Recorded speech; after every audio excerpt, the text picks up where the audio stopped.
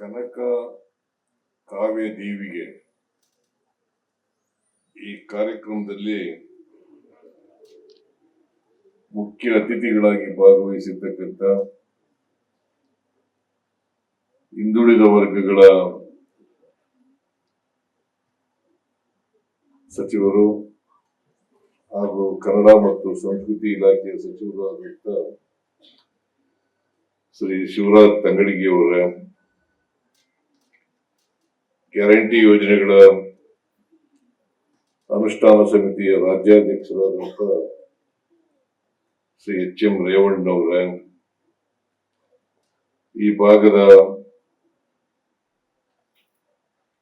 ಶಾಸಕರು ಅಧ್ಯಕ್ಷರಾದಂಥ ಶ್ರೀ ಮುನಿರತ್ನ ಅವರ, ಶಾಸಕರಾದಂಥ ಕೋನ್ ರೆಡ್ಡಿ ಅವರ,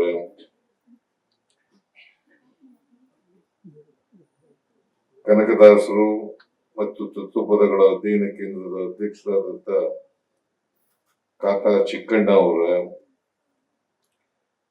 ಕನ್ನಡ ಸಾಹಿತ್ಯ ಅಕಾಡೆಮಿಯ ಅಧ್ಯಕ್ಷರಾದಂಥ ಶ್ರೀ ಮುಕುಂದರಾಜ್ ಅವರ, ಮುಕುಂದರಾಜ್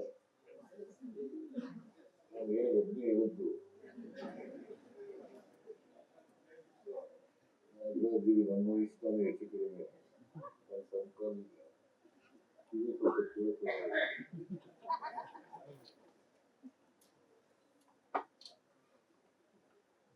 ಯಾಕಂದ್ರೆ ನಾನು ಜನತಾ ಪಾರ್ಟಿಯಿಂದ ಜನತಾದಳ ಈಗಿನವರೆಗೂ ಕೂಡ ನನ್ನ ಸಮಕಾಲೀನ.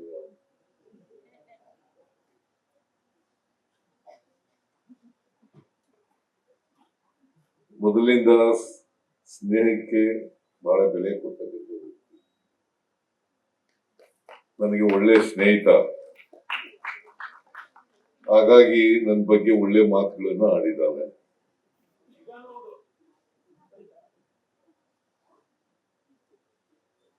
ಸ್ನೇಹಿತ ಅಂತ ಮಾತಾಡಿದನೋ ಅಥವಾ ನಾನು ಒಳ್ಳೆ ಕೆಲಸ ಮಾಡಿದ್ದೀನಿ ಅಂತ ಮಾತಾಡಿದನೋ ಗೊತ್ತಿಲ್ಲ ನನಗೆ.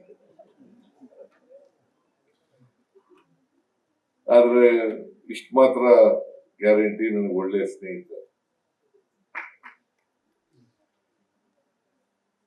ಆಮೇಲೆ ಕುವೆಂಪು ಭಾಷಾ ಭಾರತಿ ಅಧ್ಯಕ್ಷರಾದಂಥ ಚೆನ್ನಪ್ಪ ಕಟ್ಟಿಯವರ, ಪುಸ್ತಕ ಪ್ರಾಧಿಕಾರದ ಅಧ್ಯಕ್ಷರಾದಂಥ ಮಾನಸ ಅವರ, ರಂಗಕರ್ಮಿ ಹಾಗೂ ನಾಟಕ ಅಕಾಡೆಮಿ ಅಧ್ಯಕ್ಷರಾದಂಥ ನಾಗರಾಜ್ ಮೂರ್ತಿ ಅವರ,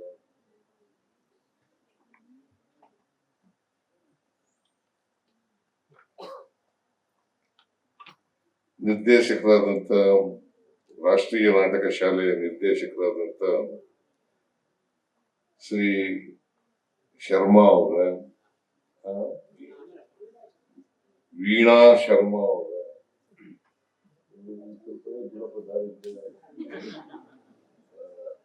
ವೀಣಾ ಶರ್ಮಾ ಅವರ,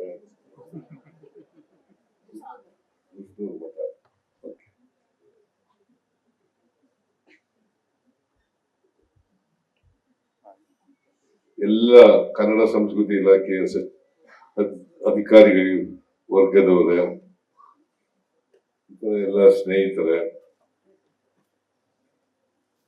ಈ ಕಾರ್ಯಕ್ರಮದಲ್ಲಿ ಭಾಗವಹಿಸಿರ್ತಕ್ಕಂಥ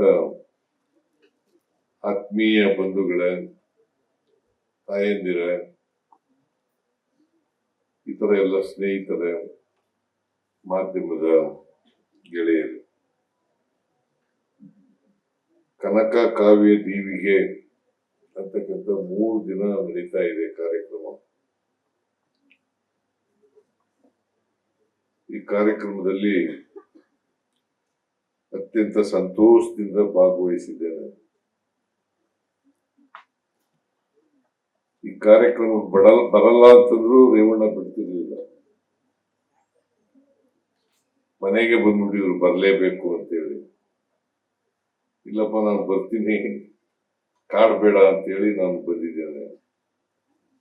ಬಂದು ಈ ಕಾರ್ಯಕ್ರಮದಲ್ಲಿ ಅತ್ಯಂತ ಸಂತೋಷದಿಂದ ಭಾಗವಹಿಸಿದ್ದೇನೆ, ಉದ್ಘಾಟನೆ ಮಾಡಿದ್ದೇನೆ.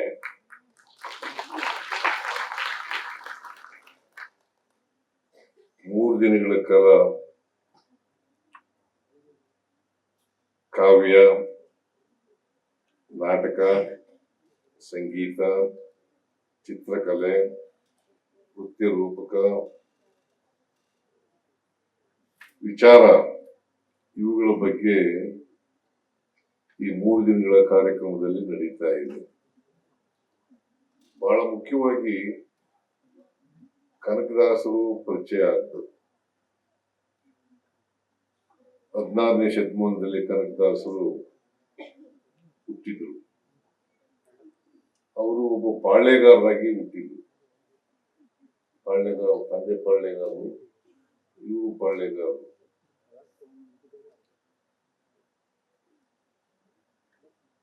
ಇವರು ಆಮೇಲೆ ಸಂತರಾಗ್ತಾರೆ. ಇವರನ್ನ ಹೆಚ್ಚಾಗಿ ಕನಕದಾಸರು ತಂಬೂರಿ ಹಿಡ್ಕೊಂಡು ದೇಶನೆಲ್ಲ ಸುತ್ತಾರಲ್ಲ, ಅದಕ್ಕೆ ಅವರು ಕೀರ್ತನೆಗಳನ್ನೆಲ್ಲ ಆಡ್ತಾರಲ್ಲ, ಅದಕ್ಕೆ ಅವ್ರಿಗೆ ಹೆಚ್ಚಾಗಿ ಭಕ್ತರು ಅಂತಾನೆ ಕರೀತಾರೆ. ಅವರು ಭಕ್ತ ನಿಜ, ಬರೀ ಭಕ್ತರು ಅಷ್ಟೇ ಅಲ್ಲ, ಅವರು ಕವಿಗಳಾಗಿದ್ದಂಥವ್ರು, ಮತ್ತೆ ದಾರ್ಶನಿಕರಾಗಿದ್ದಂಥವ್ರು,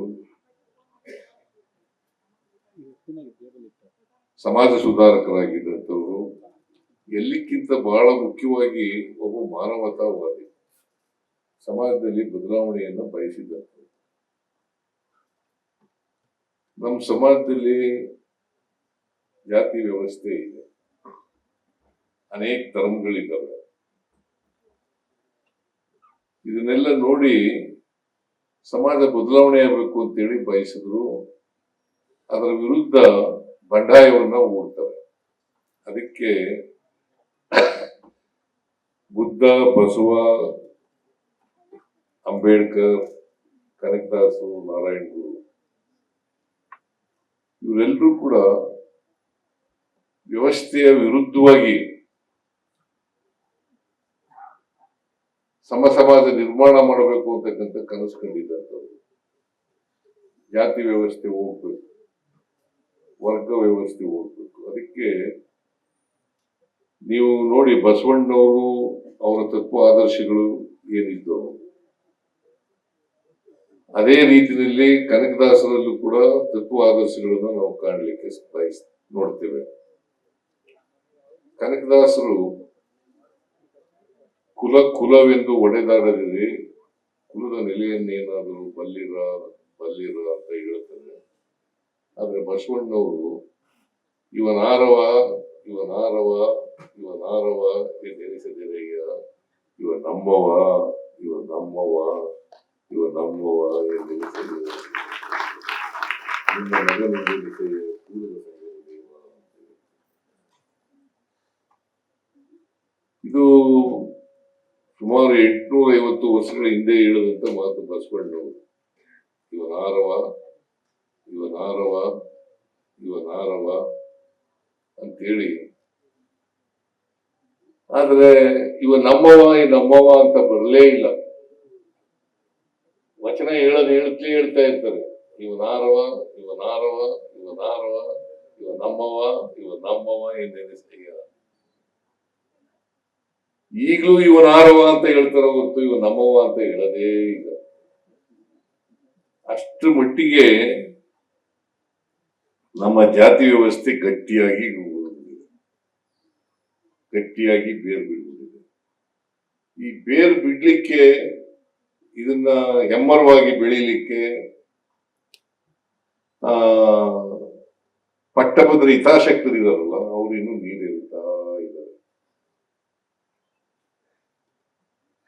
ಪಟ್ಟಭದ್ರ ಹಿತಾಸಕ್ತರು ಕೂಡ ಇವತ್ತಿಗೂ ಇದ್ದಾರೆ, ಹಿಂದೆನೂ ಇದ್ರು, ಮುಂದೆನೂ ಇರ್ತಾರೆ. ಅದಕ್ಕೆ ನಾವು ಜಾಗೃತರಾಗಬೇಕಾಗ್ತದೆ. ಅದಕ್ಕೆ ಮೊನ್ನೆ ನಾನು ಈ ರೇವಣ್ಣ ಓದಿದಂತ ಸೈನ್ಸ್ ಕಾಲೇಜ್ಗೆ ಹೋಗಿದ್ದೆ. KM ನಾಗರಾಜು ಅಲ್ಲೇ ಓದಿದ್ದ.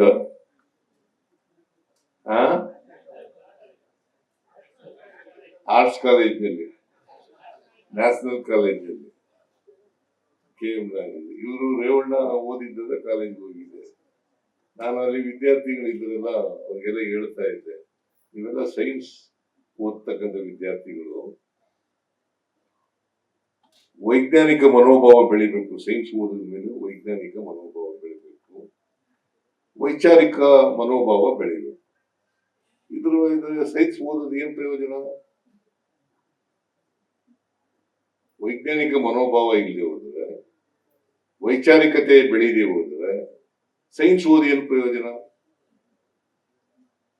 ಅದನ್ನ ಹೇಳ್ತಾ ಇದ್ದೆ ವಿದ್ಯಾರ್ಥಿಗಳಿಗೆ. ನೋಡಿ, ನೀವು ಎಲ್ಲ ವಿದ್ಯಾರ್ಥಿಗಳು ಕೂಡ ನೀವು ಇಲ್ಲಿ ಸೈನ್ಸ್ ಓದಿದ ಮೇಲೆ ಡಿಗ್ರಿ ಓದಿರಿ ಅಥವಾ ಸ್ನಾತಕೋತ್ತರ ಪದವಿ ಪಡ್ಕೊಳ್ಳಿ, ಅದಕ್ಕಿಂತ ದೊಡ್ಡ ಪದವಿ ಪಡ್ಕೊಳ್ಳಿ, ಡಾಕ್ಟರೇಟ್ ಮಾಡ್ಕೊಳ್ಳಿ, ಆದ್ರೆ ವೈಜ್ಞಾನಿಕ ಮನೋಭಾವವನ್ನು ಬೆಳೆಸ್ಕೊಳ್ತಕ್ಕಂಥದ್ದು ಅತ್ಯಂತ ಅವಶ್ಯ. ವೈಚಾರಿಕತೆಯನ್ನು ಬೆಳೆಸ್ಕೊಳ್ತಕ್ಕಂಥದ್ದು ಅತ್ಯಂತ ಅವಶ್ಯ. ಕನಿಷ್ಠ ಪಕ್ಷ ನಮ್ಮ ಸಮಾಜದಲ್ಲಿರ್ತಕ್ಕಂಥ ಮೂಢನಂಬಿಕೆಗಳು, ಮೌಢ್ಯಗಳು, ಕಂದಾಚಾರಗಳಿದ್ದಾವಲ್ಲ, ಅವನ್ನಾರು ತಿಳಿಸ್ತಕ್ಕಂಥದ್ದು ಇರ್ಬೇಕಲ್ಲ. ನೀವು ಸರಿ ಇಲ್ಲ ಅಂತ ಹೇಳ್ಬೇಕಲ್ಲ. ಬಸವಣ್ಣ ಹೇಳೋದು, ಕನಕದಾಸರು ಹೇಳೋದು, ಅದನ್ನ ನೀವು ಪಾಲನೆ ಮಾಡಬೇಕಲ್ಲ. ಇಲ್ಲದ್ರೆ ವಿಜ್ಞಾನ ಓದಿದ ಏನ್ ಪ್ರಯೋಜನ? ನಾನು BSc ಡಿಗ್ರಿ ತಗೊಂಡಿದ್ದೀನಿ ಅಂತ ಅಷ್ಟೇ. ಈಗ ವಿಜ್ಞಾನ ಓದ್ದವರು ಡಾಕ್ಟರ್, ಇಂಜಿನಿಯರ್ಗಳಾಗಿರತಕ್ಕಂಥವ್ರು, ವಿಜ್ಞಾನಿಗಳಾಗಿರ್ತಕ್ಕಂಥವ್ರು, ಅವರು ನೀನ್ ಯಾಕಪ್ಪ ಹಿಂಗೆ ಬಟ್ಟೆ ಇಲ್ಲ, ನಿನ್ಗೆ ಯಾಕೆ ಹೊಟ್ಟೆಗಿಟ್ಟಿಲ್ಲ, ನಿನ್ಗೆ ಯಾಕೆ ಮನೆ ಇಲ್ಲ, ನೀನ್ ಯಾಕೆ ಅವಿದ್ಯಾವಂತನಾಗಿದ್ಯಾ, ನೀನ್ ಯಾಕೆ ಬಡವನಾಗಿದ್ಯಾ ಅಂತಂದ್ರೆ, ನಾನು ಹಿಂದಿನ ಜನ್ಮದಲ್ಲಿ ಪಾಪದ ಕೆಲಸ ಮಾಡ್ಬಿಟ್ಟಿದ್ದೆ, ಅದಕ್ಕೋಸ್ಕರ ಈಗ ಈ ತರ ಹುಟ್ಟುಬಿಟ್ಟಿದ್ದೀನಿ. ಯಾವ್ದು ಇಲ್ಲಿದ್ರೆ ಹಣೆ ಬರಿದ್ದಾರೆ, ಹಣೆಯಲ್ಲಿ ಬರ್ಬಿಟ್ಟಿದ್ದಾರೆ. ನೀವೆಲ್ಲ ನಂಬ್ತೀರಾ ಹಣೆಯಲ್ಲಿ ಬರ್ದಿರೋದ? ಯಾರು ವೈಚಾರಿಕತೆ ಇದೆ, ವೈಜ್ಞಾನಿಕ ಮನೋಭಾವ ಇದೆ, ಅವ್ರು ಯಾರು ನಂಬಲ್ಲ. ಇದ್ರ ನಂಬ್ಕೋತಾರೆ. ಹಿಂದಿನ ಜನ್ಮ ಕನಕದಾಸರು ಹೇಳಿದ್ದಾರೆ, ಬಸವಣ್ಣವರು ಹೇಳಿದ್ದಾರೆ, ಅಂಬೇಡ್ಕರ್ ಹೇಳಿದ್ದಾರೆ, ಯಾವ ನರಕನೂ ಇಲ್ಲ, ಸ್ವರ್ಗನೂ ಇಲ್ಲ. ನರಕ ಸ್ವರ್ಗ ಇದೆಯಾ? ನರಕನೂ ಇಲ್ಲ, ಸ್ವರ್ಗನೂ ಇಲ್ಲ, ಹಿಂದಿನ ಜನ್ಮನೂ ಇಲ್ಲ, ಮುಂದಿನ ಜನ್ಮನೂ ಇಲ್ಲ. ಸತ್ತ ಮೇಲೆ ನಮ್ ಕಡೆ ಹಳ್ಳಿನಲ್ಲಿ ಹೇಳ್ತಾರೆ, ಸತ್ತವಂತೀಗ ತೆಂಕ್ಲ ಪಡಗಲು ಅಂತ. ಹಳ್ಳಿನಲ್ಲಿ ಹೇಳ್ತಾರೆ, ನೀನ್ ನಗ್ತಾ ಇದೆಯಲ್ಲ, ನೀನು ಸತ್ತವಂತಿಕ ತೆಂಕ್ಲ ಬಡಗಲು ಅಂತ ಹೇಳ್ತಾರೆ. ಸತ್ತ ಮುಗೀತು, ಹಿಂದಿನ ಜನ್ಮದಲ್ಲಿ ಹುಟ್ಟಿದೆ, ಮುಂದಿನ ಜನ್ಮದಲ್ಲಿ ಹುಟ್ಟಿದೆ. ನಾನು ಹಿಂದಿನ ಜನ್ಮದಲ್ಲಿ ನಾಯಿ ತರ ಹುಟ್ಬಿಟ್ಟಿದ್ದೆ, ಈಗ ಮನುಷ್ಯನಾಗಿ ಹುಟ್ಟಿದ್ದೀನಿ, ಅಥವಾ ಈಗ ಮನುಷ್ಯನಾಗಿ ಹುಟ್ಟಿದ್ದೀನಿ, ಮುಂದಿನ ಜನ್ಮದಲ್ಲಿ ನಾಯಿ ಆಗಿ ಹುಟ್ಟಿದ್ದೀನಿ. ಇವ್ಯಾವುದೂ ಇಲ್ಲ. ಈಗ ನಮ್ಮ ಮನೆಯಲ್ಲಿ ನಮ್ಮ ಅಪ್ಪನಿಗೆ ನಮ್ಮ 6 ಜನ ಮಕ್ಕಳು, ನಾವು 2 ಹೆಣ್ಮಕ್ಳು, 4 ಜನ ಗಂಡು ಮಕ್ಕಳು. ನಾವು ಒಬ್ಬ ಮಾತ್ರ ಓದ್ದೆ, ಬಾಕಿಯವ್ರು ಯಾರು ಓದ್ಲಿಲ್ಲ. ನಮ್ಮ ಅಣ್ಣ ಒಬ್ಬ 4ನೇ ತರಗತಿವರೆಗೂ ಓದಿದ್ದ. ನನ್ನ ತಮ್ಮದಿರಿಬ್ರು ಶಾಲೆಗೆ ಹೋಗಿಲ್ಲ. ನನ್ನ ಒಬ್ಬರು ಮಾತ್ರ ಓದುವಂತ ಬರೆದ್ಬಿಟ್ಟಿದ್ರ, ಈ ದೇವರು ಹಣೆಯಲ್ಲಿ ಬರೆದ್ಬಿಟ್ಟಿದ್ದ, ಓದು ಚೀಫ್ ಮಿನಿಸ್ಟರ್ ಆಗು ನೀನು ಅಂತ ಬರೆದ್ಬಿಟ್ಟ. ಇವ್ರಿಗೆ ನೀ ಶಾಲೆಗೆ ಹೋಗ್ಬೇಡ, ಅವಿದ್ಯಾವಂತರಾಗಿ ಉಳ್ಕು ಅಂತ ಬರೆದ್ಬಿಟ್ಟ. ಆತರ ಬರೆದ್ರೆ ತಾರತಮ್ಯ ಮಾಡಿದಾಗಲ್ವಾ? ಮತ್ತೆ ದೇವ್ರ ದೃಷ್ಟಿ ನೀವು ಎಲ್ಲ ಸಮಾನರು ಅಂತ ಯಾಕೆ ನೀವು ತಿಳ್ಕೋಬೇಕಲ್ವಾ? ಈಗ ರಾಮದಾನ ಚರಿತ್ರೆ ಇದೆ ಅಂತ ಇಟ್ಟಿಗೋಣ. ಬಸವಣ್ಣವರು ಕಾಯಕ ಮತ್ತು ದಾಸೋಹ ತತ್ವ ಅವುಗಳನ್ನು ಹೇಳೋದು. ಕಾಯಕ, ದಾಸೋಹ. ಏನ್ ಇಂಗ್ಲಿಷ್ ನಲ್ಲಿ ಏನು ಇಟ್ಕೊಂಡ್ರಿ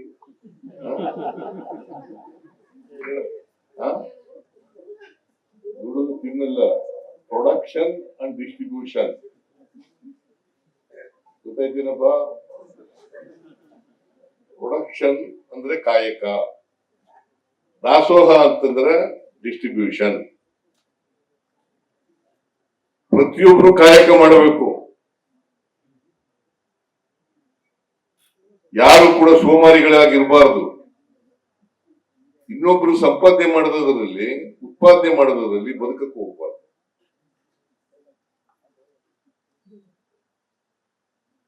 ನಾನು ಕಾಯಕ ಮಾಡಬೇಕು, ಇನ್ನೊಬ್ರು ಕಾಯಕ ಮಾಡಬೇಕು. ಎಲ್ರು ಸಮಾನರಲ್ಲ, ಸಮಾನ ಅವಕಾಶಗಳು ಸಿಗ್ಬೇಕಲ್ಲ ಎಲ್ರಿಗೂ. ಉತ್ಪಾದನೆ ಆದದನ್ನ ಎಲ್ಲರೂ ಹಂಚಿಗೆ ತಿನ್ಬೇಕು. ಇದು ಕಾಯಕ ಮತ್ತು ದಾಸೋಹ. ಇದನ್ನೇ ಬಸವಣ್ಣ ಇವರು ಕನಕದಾಸರು ರಾಮದಾನಿ ಚರಿತ್ರೆಯಲ್ಲಿ ಬಡವ ಶ್ರೀಮಂತ, ಅಕ್ಕಿ ಮತ್ತು ರಾಗಿ, ಇವುಗಳನ್ನ ರಾಗಿ ಪ್ರತಿನಿಧಿಸ್ತದೆ ತಳ ಸಮುದಾಯದವರನ್ನ, ಅಕ್ಕಿ ಪ್ರತಿನಿಧಿಸ್ತದೆ ಶ್ರೀಮಂತರನ್ನ. ನೋಡಿ ಹೆಂಗೆ ಬಸವಣ್ಣವರು ಕಾಯಕ ಮತ್ತು ದಾಸೋಹ ಅಂತ ಹೇಳಿದ್ರು. ಕನಕದಾಸರು ಅಕ್ಕಿ ಮತ್ತು ರಾಗಿ ಹೋಲಿಕೆ ಮಾಡಿ ಶ್ರೀರಾಮಚಂದ್ರನ ಕಲಿ ಮಾತಾಡಿಸ್ತಾರೆ. ಇದನ್ನು ನಾವು ಅರ್ಥ ಮಾಡ್ಕೋಬೇಕಾಗ್ತದೆ. ಇವರೆಲ್ಲ ಯಾಕೆ ದಾರ್ಶನಿಕರಾಗ್ತಾರೆ ಅಂತಂದ್ರೆ ಈ ಕಾರಣಕ್ಕೋಸ್ಕರ. ನಾವು ಎಲ್ಲಿವರೆಗೆ ಅದಕ್ಕೆ ಅಂಬೇಡ್ಕರ್ ಅವ್ರು ಏನ್ ಹೇಳ್ತಾರೆ ಅಂತಂದ್ರೆ, ಎಲ್ಲಿವರೆಗೆ ನಮ್ಗೆ ಇತಿಹಾಸ ಗೊತ್ತಿರಲ್ಲ ಅಲ್ಲಿವರೆಗೆ ಭವಿಷ್ಯ ನಿರ್ಮಾಣ ಮಾಡಲಿಕ್ಕೆ ಸಾಧ್ಯವಿಲ್ಲ. ಇತಿಹಾಸ ಅರ್ಥ ಮಾಡ್ಕೋಬೇಕು. ಇತಿಹಾಸ ಅರ್ಥ ಆದ್ರೆ ಭವಿಷ್ಯ ನಿರ್ಮಾಣ ಮಾಡ್ಕೊಳ್ಳಿಕ್ಕೆ ಸಾಧ್ಯ. ಇತಿಹಾಸನೇ ಅರ್ಥ ಆಗದೆ ನಾವು ಏನಾಗಿದ್ದೋ, ಈಗೇನಾಗಿದ್ದೀವಿ, ಮುಂದೇನಾಗ್ತದೆ. ಸಮಾಜದಲ್ಲಿ ಅಸಮಾನತೆ ಯಾಕೆ ನಿರ್ಮಾಣ ಆಯ್ತು? ಯಾಕೆ ಅಸಮಾನತೆ ನಿರ್ಮಾಣ ಆಯ್ತು? ಯಾಕಂತಂದ್ರೆ ಎಲ್ರಿಗೂ ಸಮಾನವಾದಂತ ಅವಕಾಶಗಳು ಸಿಕ್ಕಿಲ್ಲ. ಸಮಾನ ಅವಕಾಶ ಸಿಕ್ಕಿದ್ರೆ ಅಸಮಾನತೆ ನಿರ್ಮಾಣ ಆಗ್ತದೆ. ನಮ್ಮ ಜಾತಿ ವ್ಯವಸ್ಥೆ ಹೆಂಗಿದೆ ಅಂತಂದ್ರೆ ಚತುರ್ಣ ವ್ಯವಸ್ಥೆ, ಚಾತುರ್ವರ್ಣ ವ್ಯವಸ್ಥೆ ಮಾಡಬಹುದು. ಆ ಚಾತುರ್ವರ್ಣ ವ್ಯವಸ್ಥೆನಲ್ಲಿ ತಳ ಸಮುದಾಯದವರು ಇದಾರಲ್ಲ, ಶೂದ್ರ ವರ್ಗದವರು ಇದಾರಲ್ಲ, ಆ ವರ್ಗದವ್ರಿಗೆ ವಿದ್ಯೆ ಕಲೀಲಿಕ್ಕೆ ಅವಕಾಶನೇ ಕೊಡ್ಲಿಲ್ಲ. ಮತ್ತೆ ನೀವೇನ ಸಮಾನತೆ ಬರಬೇಕು ಅಂದ್ರೆ ಹೆಂಗ್ ಬರ್ತದೆ? ಸ್ವಾತಂತ್ರ್ಯ ಬಂದ್ಮೇಲೆ, ಸಂವಿಧಾನ ಜಾರಿಗೆ ಬಂದ್ಮೇಲೆ ಎಲ್ಲರಿಗೂ ಸಮಾನ ಅವಕಾಶಗಳು ಸಿಕ್ಲಿಕ್ಕೆ ಪ್ರಾರಂಭ ಆಯಿತು. ಅದಕ್ಕೆ ಇವತ್ತು 76-78% ವಿದ್ಯಾವಂತರಾಗಲಿಕ್ಕೆ ಸಾಧ್ಯ ಆಗಿದೆ.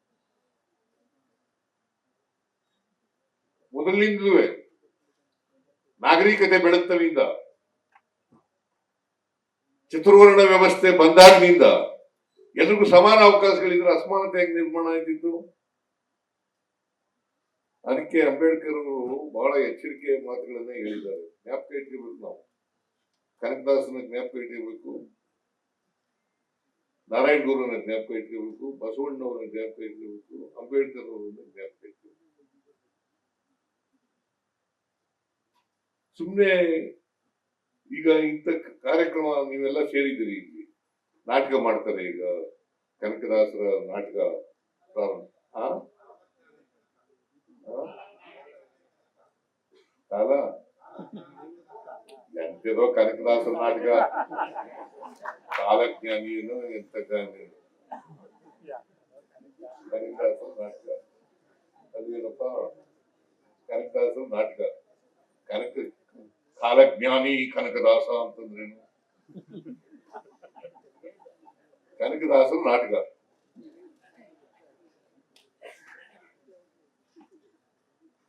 ಕನಕದಾಸರ ನಾಟಕ ಎಲ್ಲ ನೋಡ್ತಿದ್ದೀನಿ. ನೋಡಿದ್ಮೇಲೆ ಅಟ್ಲೀಸ್ಟ್ ಆ ದಾರಿನಲ್ಲಿ ನಡೆಯಕ್ಕಂತ ಅವ್ರು ಪ್ರಯತ್ನ ಮಾಡ್ಬೇಕಲ್ಲ. ಇಲ್ಲೇ ಮರ್ತ್ಬಿಟ್ಟು ಹೊಂಟೋದ್ರೆ ನಾಟಕ ಚೆನ್ನಾಗಿತ್ತು ಅಂತ ಹೇಳ್ಬಿಟ್ಟು ಹೊಂಟೋಗ್ಬಿಟ್ರೆ.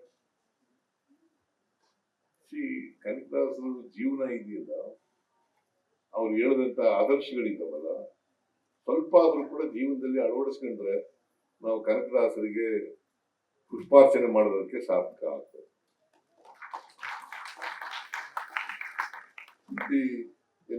ಕನಕ ಕಾವ್ಯ ದೀವಿಗೆ, ಕನಕ ಕಾವ್ಯ ದೀವಿಗೆ ಅಲ್ವಾ, ಅದು ಹಚ್ಚಿದಕ್ಕೆ ಸಾರ್ಥಕ ಆಗ್ಬೇಕಲ್ಲ. ಅದಕ್ಕೋಸ್ಕರ ಈ 3 ದಿನಗಳು ನಡೀತದಲ್ಲ ಕನಕನ ವಿಚಾರಗಳು, ಅದು ಸ್ವಲ್ಪ ಆದ್ರೂ ಕೂಡ ಜೀವನದಲ್ಲಿ ಅಳವಡಿಸ್ಕೊಳ್ತಕ್ಕಂಥ ಪ್ರಯತ್ನ ಮಾಡಿ. ಅದು ಮಾಡಿದಾಗ ನಿಮ್ಮ ಜೀವನ ಸಾರ್ಥಕ ಆಗೋದಿಲ್ಲ, ಕನಕದಾಸರನ್ನ ನೋಡೋದಕ್ಕೆ ಸಾರ್ಥಕ ಆಗ್ತದೆ. ಈ ಕನಕ ಕಾವ್ಯ ದೀವಿಗೆ 3 ದಿನ ಮಾಡೋದಕ್ಕೆ ಸಾರ್ಥಕ ಆಗ್ತದೆ. ಅದನ್ನ ಮಾಡಿ ಅಂತ ಹೇಳಲಿಕ್ಕೆ ಬಯಸ್ತೇನೆ. ನಾರಾಯಣ ಗುರು ಏನ್ ಹೇಳಿದ್ರು, ಕೇರಳದಲ್ಲಿ ನಾರಾಯಣ ಗುರು ಕೇರಳದಲ್ಲಿ ಹುಟ್ಟಿದವರು, ಅವರು ಹಿಂದುಳಿದ ಸಮಾಜಕ್ಕೆ ಸೇರಿದಂತ. ಅವ್ರು ಏನ್ ಹೇಳ್ತಾರೆ ನೋಡಪ್ಪ, ಅಲ್ಲಿ ಕೇರಳದಲ್ಲಿ ದೇವಸ್ಥಾನಗಳಿಗೆ ಶೂದ್ರರನ್ನು ಬಿಡ್ತಿರ್ಲಿಲ್ಲ, ಬರೀ ಅಸ್ಪೃಶ್ಯರನ್ನಲ್ಲ, ಶೂದ್ರನ್ನು ಬಿಡ್ತಿರ್ಲಿಲ್ಲ ದೇವಸ್ಥಾನಕ್ಕೆ.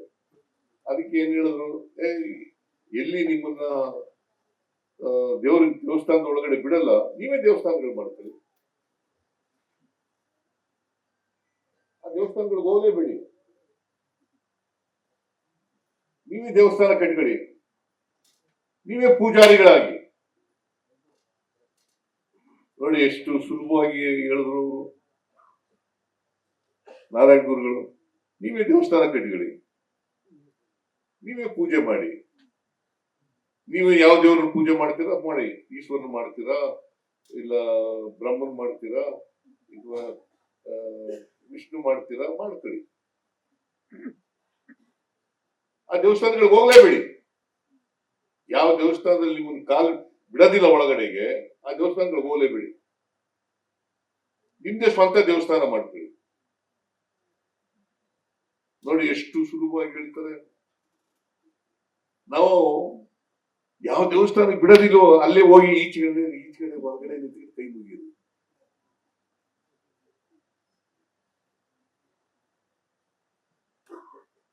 ಒಳಗಡೆ ಬಿಡೋದೇ ಇಲ್ಲ, ಹೊರಗಡೆ ಕೈ ಮುಗಿ.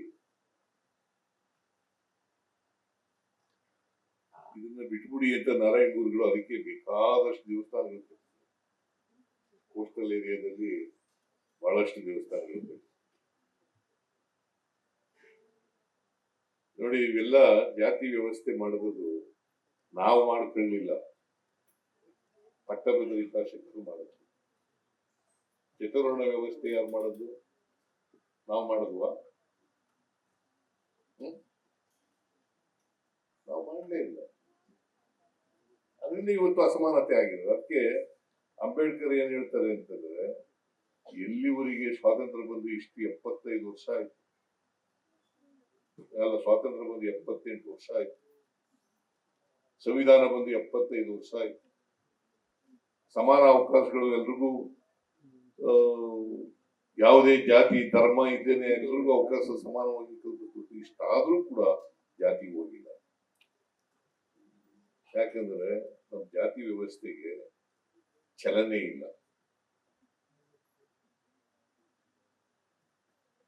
ಚಲನೆ ಇಲ್ಲಿರ್ತಕ್ಕಂಥ ಜಡತ್ವ ಇರ್ತಕ್ಕಂಥ ವ್ಯವಸ್ಥೆ.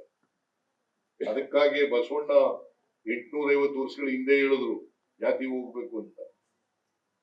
ಕನಕದಾಸರು 500 ವರ್ಷಗಳ ಹಿಂದೆ ಹೇಳಿದ್ರು. ಹೋಯ್ತಾ? ಹೋಗಿಲ್ಲ. ಏನಪ್ಪಾ ಹೋಯ್ತಾ? ಏನೇ ಕೋದ್ರೆಡ್ಡಿ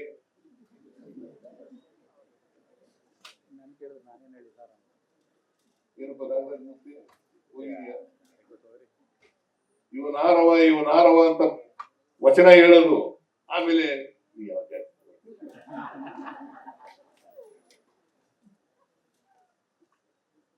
ಗೊತ್ತಾಯ್ತಾನೆ ಮುನಿರತ್ನ.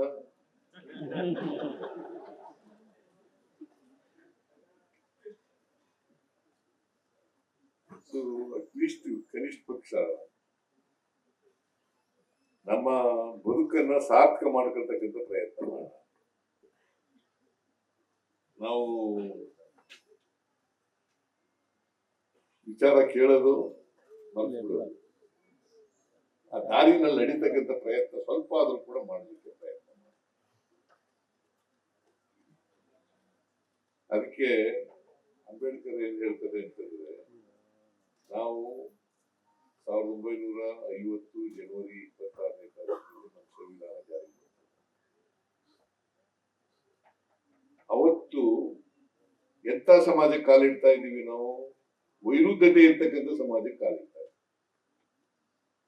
ಜಾತಿ ವ್ಯವಸ್ಥೆ ಇದೆ, ಜಾತಿ ಅಸಮಾನತೆ ಇದೆ, ಆರ್ಥಿಕ ಅಸಮಾನತೆ ಇದೆ, ಶೈಕ್ಷಣಿಕ ಅಸಮಾನತೆ ಇದೆ, ರಾಜಕೀಯ ಅಸಮಾನತೆ ಇದೆ. ಇಂಥ ಸಮಾಜಕ್ಕೆ ಕಾಲಿಡ್ತಾ ಇದ್ದೀವಿ. ಎಲ್ಲಿವರೆಗೆ ಅಸಮಾನತೆಯನ್ನ ನಾವು ತೊಡೆದಾಕಲ್ಲ, ಅಲ್ಲಿವರೆಗೆ ಸ್ವಾತಂತ್ರ್ಯ ಬಂದದಕ್ಕೆ ಸಾರ್ಥಕ ಆಗಲ್ಲ, ಯಶಸ್ಸಾಗಲ್ಲ. ಅದಕ್ಕೆ ಅಸಮಾನತೆಯನ್ನು ತೊಲಗಿಸಲೇಬೇಕು.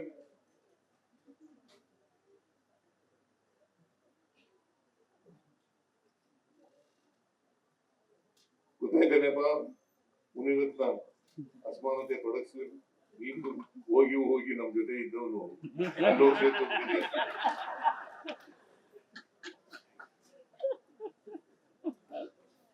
83ರಿಂದ 2013ರಿಂದ 18ವರೆಗೆ ಪಾಪ ಒಳ್ಳೆಯವನಾಗಿದ್ದ.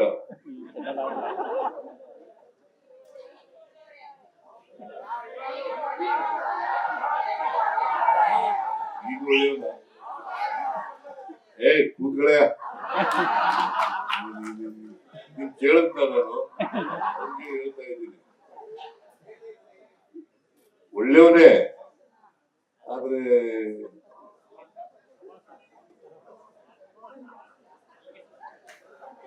ಅವರ ಪಕ್ಷ ಇದೆಯಲ್ಲ, ಅಸಮಾನತೆಯನ್ನು ತೊಡೆದಾಕಂತ ಪಕ್ಷ ಅಲ್ಲ.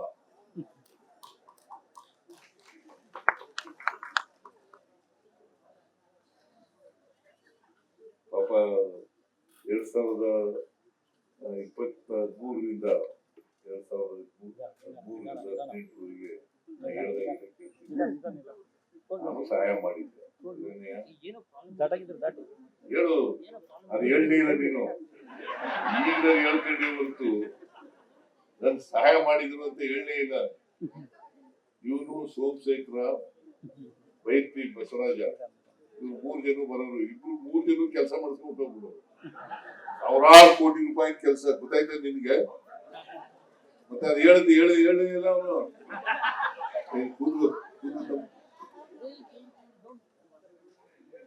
ಬಟ್ ಆದ್ರೂ ಒಳ್ಳೆ ಸ್ನೇಹಿತ,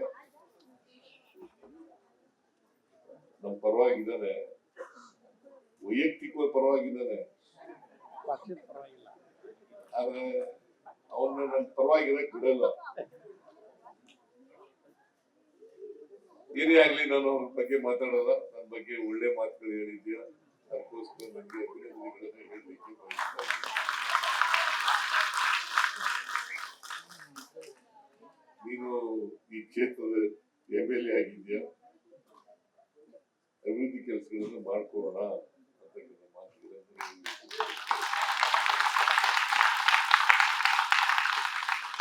ಅದಕ್ಕೆ ಅಂಬೇಡ್ಕರ್ ಏನ್ ಹೇಳಿದ್ರು, ಅಸಮಾನತೆ ಮುಂದುವರೆದಿದೆ. ಅಸಮಾನತೆಯಿಂದ ಯಾರು ನರಳ್ತಾ ಇದ್ದಾರೆ ಆ ಜನರೇ ಸ್ವಾತಂತ್ರ್ಯದ ಸೌಧವನ್ನ ಧ್ವಂಸ ಮಾಡ್ತಾರೆ. ಸ್ವಾತಂತ್ರ್ಯದ ಸೌಧವನ್ನ ಧ್ವಂಸ ಮಾಡ್ತಾರೆ ಅಲ್ವಾ? ಅದಾಗಕ್ಕೆ ಬಿಡಬಾರ್ದಲ್ವ?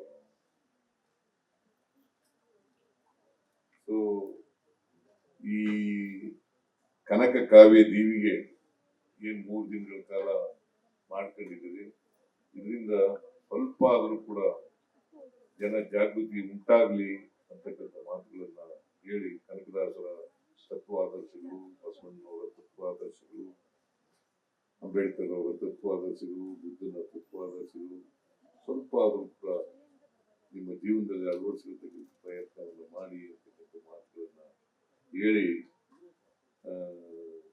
ಈ ಕಾರ್ಯಕ್ರಮದಲ್ಲಿ ಅತ್ಯಂತ ಸಂತೋಷದಿಂದ ಭಾಗವಹಿಸಿ ನೀವು ನಾಳಿದ್ದು ಇನ್ನೊಂದು 2-3 ದಿನಕ್ಕೆ ದೀಪಾವಳಿ ಹಬ್ಬ.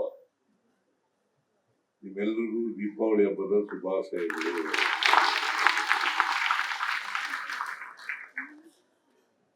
ದೀಪಾವಳಿ ಅಂದ್ರೆ 20ನೇ ತಾರೀಕು.